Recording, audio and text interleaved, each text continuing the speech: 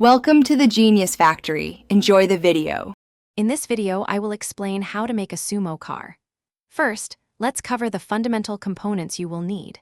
Every successful sumo robot starts with a robust chassis, powerful motors, and grippy wheels. You will also integrate various sensors to perceive its environment, allowing it to navigate the ring and find its opponent. Understanding these core elements is the first step toward building your own champion.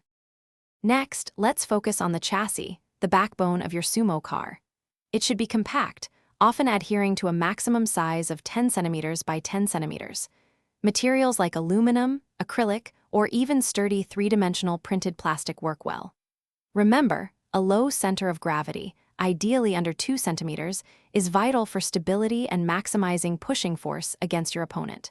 This design choice significantly impacts performance. Now, let's power up your robot with the right motors and wheels. High-torque DC motors, like N20 gear motors, are excellent for delivering the necessary pushing power. Pair these with rubberized wheels, typically 3 to 4 centimeters in diameter, to ensure maximum grip on the sumo ring. Carefully consider your gear ratios. A good balance between speed and torque is essential for both quick maneuvers and powerful shoves.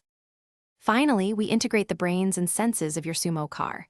Use infrared or ultrasonic sensors to detect both the ring's edge and your opponent. A microcontroller, such as an Arduino, will serve as the robot's brain, executing your programmed instructions. Implement simple logic.